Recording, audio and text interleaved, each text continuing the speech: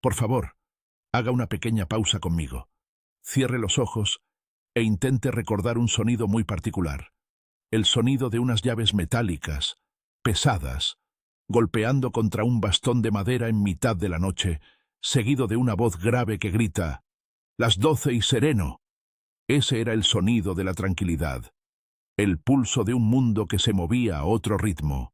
Hoy vamos a abrir el baúl de los recuerdos para viajar a la España de los años 60, un país en plena transformación, pero donde la vida cotidiana aún conservaba rituales que hoy nos parecen de ciencia ficción. Le invito a un recorrido por 20 situaciones, 20 postales de una época que solo entenderá de verdad si la vivió. Y quédese hasta el final, porque la última de ellas guarda el secreto de la paciencia y el cariño que, quizás, hemos perdido para siempre. Antes de empezar, recordemos algo fundamental. El tiempo en los años 60 fluía de otra manera. No corría, caminaba. No había notificaciones en el bolsillo que nos robaran la atención, ni la urgencia de la inmediatez. La vida estaba hecha de esperas. Se esperaba la llamada desde la única cabina del pueblo. Se esperaba la carta del familiar que trabajaba en Alemania. Se esperaba a que la televisión, después de la carta de ajuste, por fin comenzara su emisión. Esta lentitud no era pobreza, era una riqueza distinta. Obligaba a la conversación, a mirar a los ojos, a llenar los silencios con historias y no con el ruido de una pantalla. Las relaciones humanas se cocían a fuego lento, como los guisos de nuestras abuelas. Era un mundo analógico, tangible, donde cada objeto tenía un peso, una textura y un propósito. Y en ese mundo, sin las comodidades de hoy, la felicidad se encontraba en las cosas más simples, en los gestos que unían a la familia y al vecindario. Número 1. El sereno y su manojo de llaves. Hoy parece una figura de cuento, pero era tan real como la noche misma.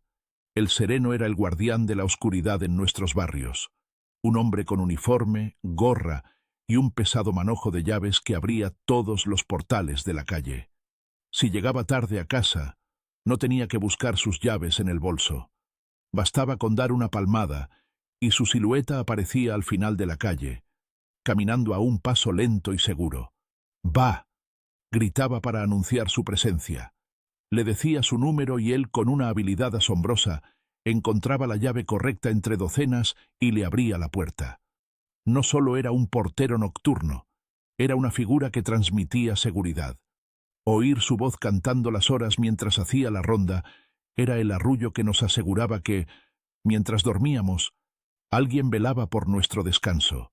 Era un servicio, sí, pero también un lazo de confianza y comunidad en la quietud de la noche. Número 2. La leche fresca en botella de cristal. Mucho antes de los Tetra Briks, la leche llegaba a nuestra puerta cada mañana con un sonido inconfundible. El tintineo de las botellas de vidrio en la cesta del lechero. Era un ritual diario. Dejábamos en el felpudo las botellas vacías del día anterior y, como por arte de magia, al abrir la puerta por la mañana, encontrábamos las nuevas, llenas, con su característico tapón de papel de aluminio. Recuerdo perfectamente el gesto de presionar el centro del tapón con el pulgar para abrirla. La leche tenía una capa de nata en la superficie que había que agitar. Una nata auténtica que a veces se usaba para untar en el pan con azúcar. Esta leche no estaba ultrapasteurizada. Había que hervirla en un cazo, con cuidado de que no se saliera. El olor de la leche hirviendo inundaba la cocina, y era la señal de que el desayuno estaba a punto de empezar. Era un sistema que se basaba en la confianza y la rutina, un pequeño lujo diario que nos conectaba con el campo. Número 3. Jugar en la calle hasta que se iba el sol. Nuestras calles no eran aparcamientos, eran nuestro patio de recreo. La acera era el campo de fútbol. El escondite perfecto era detrás del 600 del vecino, y la goma o la comba eran los grandes eventos de la tarde. Jugábamos a las chapas, con las caras de nuestros ciclistas favoritos pegadas en ellas, creando circuitos imaginarios en el bordillo. No necesitábamos que nuestros padres nos organizaran el juego. La calle era un espacio de libertad y de aprendizaje social. Allí resolvíamos nuestras disputas, aprendíamos a compartir y a negociar, y el final del juego no lo marcaba un reloj, sino la voz de nuestras madres llamándonos desde una ventana o un balcón. ¡A cenar!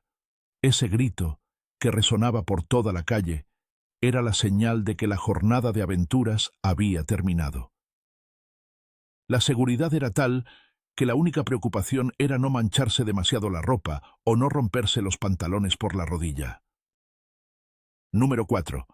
El nodo antes de cada película.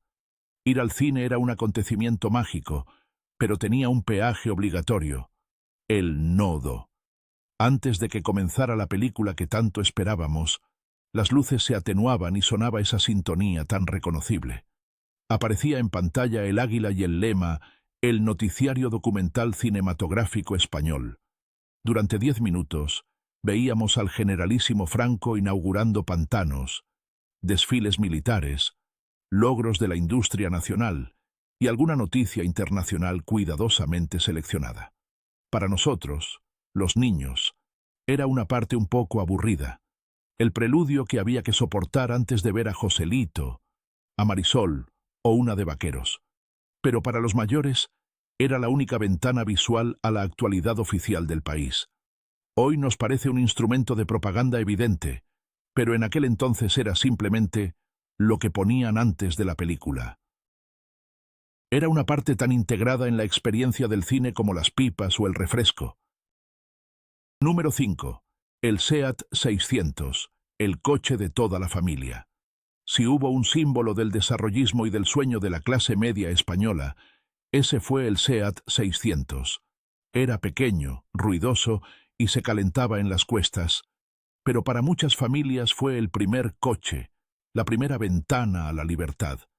Meter a toda la familia en él para ir a la playa el domingo era una odisea. Los padres delante y detrás los niños, el perro, la sombrilla, la nevera portátil y hasta la abuela.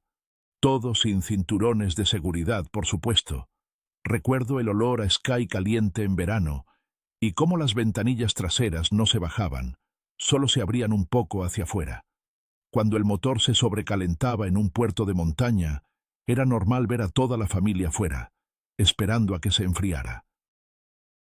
El 600 no era solo un medio de transporte, era un miembro más de la familia, el protagonista de las primeras vacaciones y de los recuerdos más felices del fin de semana. Número 6. Una televisión en blanco y negro con 2 rombos. La llegada de la televisión a una casa era un acontecimiento que reunía a todo el vecindario. Al principio, solo había una cadena, Televisión Española, y la programación empezaba por la tarde. Nos sentábamos todos alrededor de aquel mueble de madera con una pequeña pantalla que a menudo perdía la señal. Recuerdo darle golpecitos al televisor o mover la antena para que la imagen dejara de nevar. Y luego estaban los rombos. Un rombo significaba que el programa era para mayores, y 2 rombos, que era solo para adultos. Cuando aparecían los 2 rombos, los niños éramos enviados directamente a la cama, sin protestar. Programas como Estudio 1 o las películas del sábado por la noche eran eventos sociales. La televisión no nos aislaba. Al contrario, era un punto de encuentro, el tema de conversación al día siguiente en el trabajo, en el mercado o en el colegio. Número 7. Hablar por teléfono desde una cabina o un locutorio. La comunicación a distancia era un lujo y un ritual. En la mayoría de las casas no había teléfono, así que para hablar con un familiar que vivía lejos, había que ir a la cabina de la plaza o al locutorio. Recuerdo la pesadez de las monedas de 5 pesetas, los duros, que ibas metiendo en la ranura a medida que la operadora te decía, se le acaba el tiempo. Las conversaciones eran cortas, directas, porque cada segundo contaba.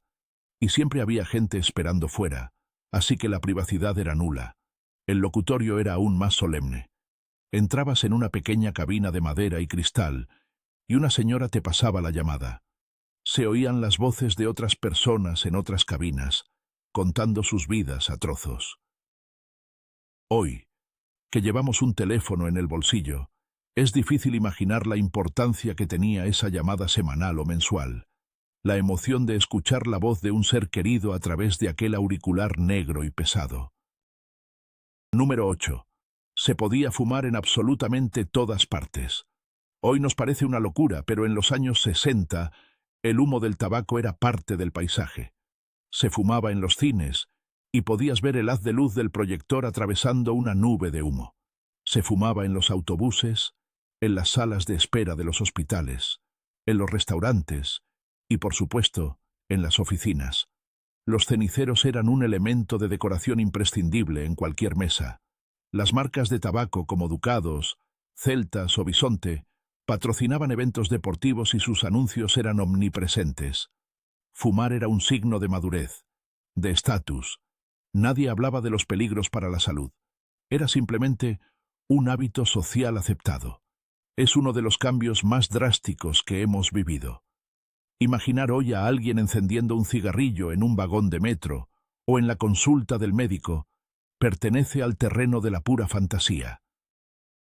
Número 9. La fresquera, la nevera de los que no tenían nevera. El frigorífico, ese electrodoméstico que hoy damos por sentado, era un artículo de lujo en muchas casas de los años 60. La alternativa era la fresquera. Se trataba de un armario, normalmente empotrado en la pared más fría de la casa, con una puerta de tela metálica para que corriera el aire. Allí se guardaban los alimentos perecederos, los huevos, la leche, las sobras de la comida.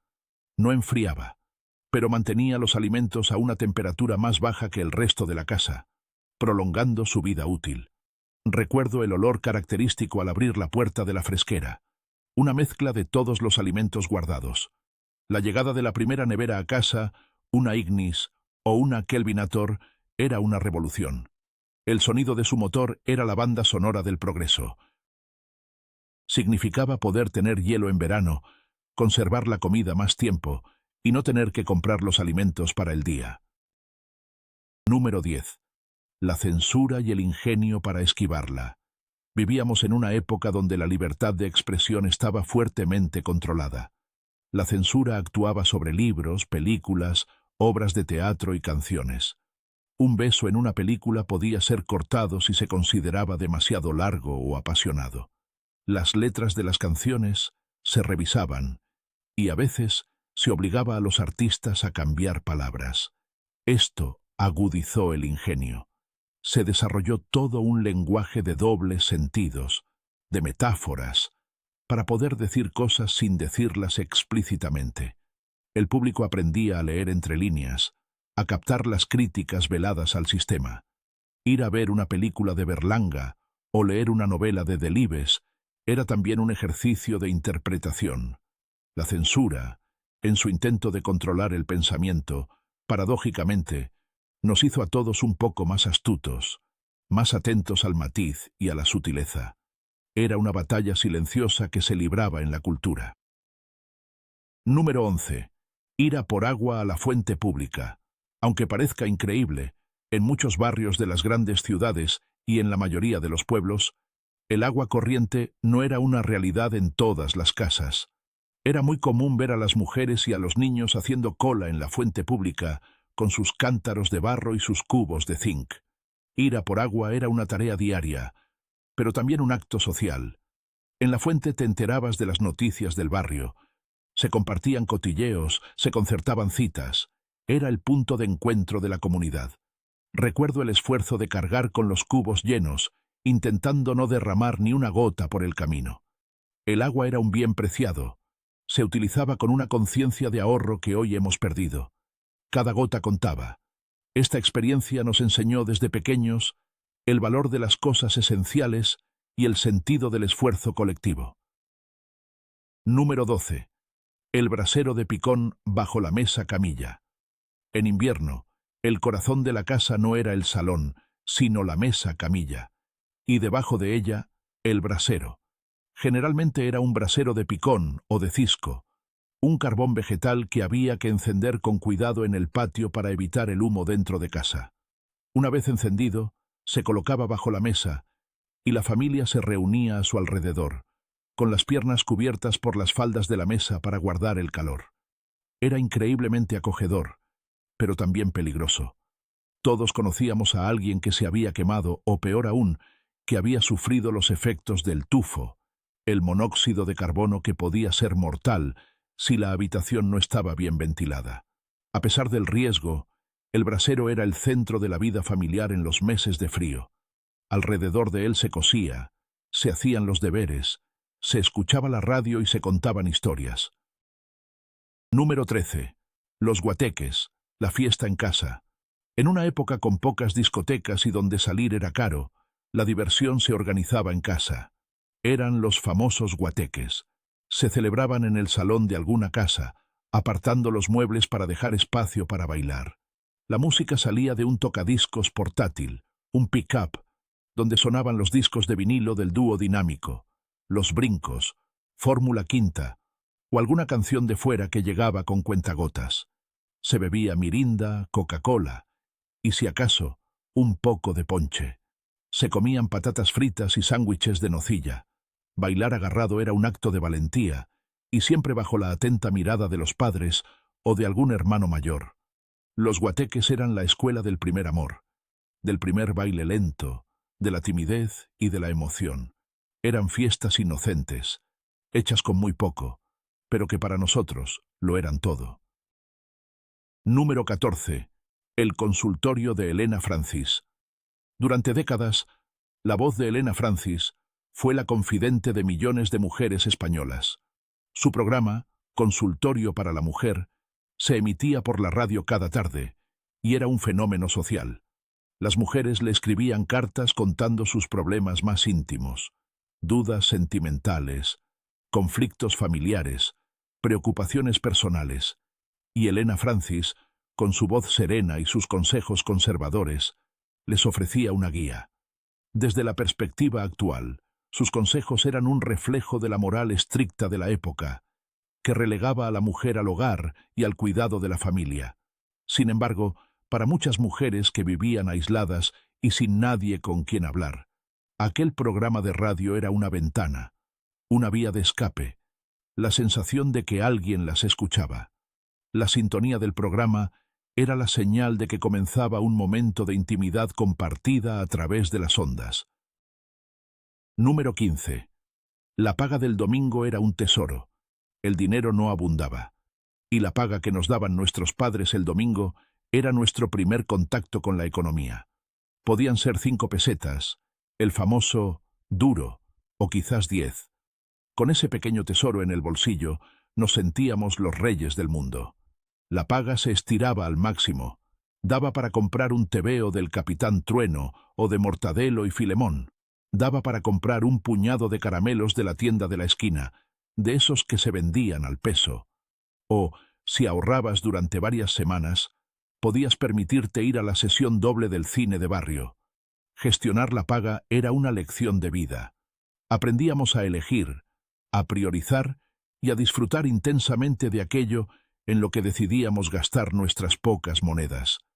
Esa sensación de riqueza que nos daba un simple duro es algo que la abundancia de hoy difícilmente puede replicar. Número 16. Coleccionar cromos para rellenar un álbum. Antes de los videojuegos, una de nuestras mayores pasiones era coleccionar cromos. Comprábamos los sobres en el kiosco y los abríamos con una mezcla de emoción y nerviosismo, esperando que nos saliera ese cromo tan difícil que nos faltaba para completar la colección. Vida y color, el porqué de las cosas, álbumes de futbolistas. Había para todos los gustos. El patio del colegio era nuestro mercado de valores. El grito de «sí le nole», «sí lo tengo, no lo tengo», era la banda sonora de los recreos. Cambiábamos los cromos repetidos, negociando con la habilidad de un experto. Conseguir el último cromo para terminar un álbum era una victoria épica. Era una afición que nos enseñaba a organizar, a negociar, a ser perseverantes y a experimentar la pequeña frustración de que nunca saliera el cromo que querías. Era un universo en miniatura hecho de papel y pegamento. Número 17. el servicio militar obligatorio, la mili. Para los hombres había un rito de paso ineludible, la mili. Al cumplir los 18 años, llegaba la carta que te destinaba a algún rincón de España durante más de un año para servir a la patria. Era la primera vez que muchos jóvenes salían de su pueblo, la primera vez que se separaban de su familia. La mili era una mezcla de disciplina estricta, aburrimiento y camaradería. Se aprendía a obedecer, a desfilar, a limpiar el fusil y, sobre todo, a convivir con gente de todas las clases sociales y de todas las regiones de España. Las cartas de la novia o de la madre eran el bien más preciado, aunque muchos lo recuerdan como un tiempo perdido. Para otros fue una experiencia que les hizo madurar de golpe, forjando amistades que durarían toda la vida. El día de la jura de bandera era un momento de orgullo para toda la familia. Número 18. La cocina de aprovechamiento. En la España de los 60 no se tiraba nada. La palabra desperdicio no existía en el diccionario de nuestras madres y abuelas. La comida que sobraba de un día se transformaba en el plato estrella del día siguiente. El cocido del domingo se convertía en croquetas el lunes, en ropa vieja el martes y en una sopa deliciosa el miércoles. El pan duro no se tiraba. Se usaba para hacer migas, torrijas o sopa de ajo. Esta cultura del aprovechamiento no era solo una cuestión de necesidad económica. Era una filosofía de vida, un respeto profundo por el alimento y por el trabajo que costaba llevarlo a la mesa. Era una cocina llena de ingenio y de cariño, capaz de crear manjares con los ingredientes más humildes.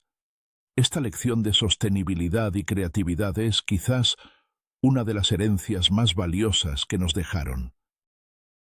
Número 19. Los libros de texto heredados. La vuelta al cole era muy diferente a la de ahora. Los libros de texto no se compraban nuevos cada año. Se heredaban de los hermanos mayores, de los primos o de los vecinos. Recibías los libros con sus forros gastados, con los nombres de sus antiguos dueños escritos en la primera página. A veces encontrabas anotaciones en los márgenes, respuestas a ejercicios o pequeños dibujos que habían dejado sus anteriores lectores. Era como recibir un tesoro con historia. La famosa Enciclopedia Álvarez era la Biblia del saber para varias generaciones. En un solo tomo, contenía todas las asignaturas. El material escolar se cuidaba con esmero porque tenía que durar. La goma de borrar se usaba hasta que desaparecía, y los lápices se apuraban hasta que era imposible sujetarlos. Aprendimos a valorar las cosas no por su novedad, sino por su utilidad y su duración. Y número 20. La carta escrita a mano. Y llegamos al final, a ese ritual que encapsula la esencia de aquella época. La carta. En un mundo sin correos electrónicos ni mensajes instantáneos, la carta era el puente que unía a las familias separadas, a los novios, a los amigos. Escribir una carta era un acto de dedicación. Se elegía el papel, se cuidaba la caligrafía, se pensaba cada palabra. Luego se metía en un sobre, se le ponía un sello y se llevaba al buzón con la esperanza de que llegara pronto y bien. Y entonces empezaba la espera. Se esperaba la respuesta durante días, a veces semanas. La llegada del cartero era el momento más emocionante del día. Reconocer la letra de un ser querido en el sobre aceleraba el corazón. Cada carta se leía y releía varias veces, se guardaba como un tesoro, porque no contenía solo noticias, contenía tiempo, dedicación y el cariño de la persona que se había sentado a escribirla pensando en nosotros. Era la prueba tangible del afecto. Hemos recorrido 20 paradas en nuestro viaje a los años 60 y quizás nos demos cuenta de algo importante. No echamos de menos el brasero de picón o la televisión en blanco y negro. Lo que de verdad añoramos es el sentimiento que rodeaba a esas cosas. Añoramos el tiempo en que la familia se reunía alrededor de una mesa para hablar, la comunidad que se creaba en la puerta de casa, la emoción de una espera que siempre merecía la pena. Echamos de menos esa sensación de pertenencia a un mundo más pequeño, más lento, pero quizás más humano. Gracias por acompañarme en este viaje. Si le ha gustado este paseo por el pasado, por favor, dele un me gusta al vídeo y suscríbase al canal para no perderse nuestros próximos encuentros con la nostalgia. Y ahora, me encantaría que compartiera su propia historia. ¿Cuál es ese recuerdo, ese olor o ese sonido de los años 60 que sigue vivo en su memoria? Déjenos su comentario, porque cada recuerdo compartido mantiene viva nuestra historia.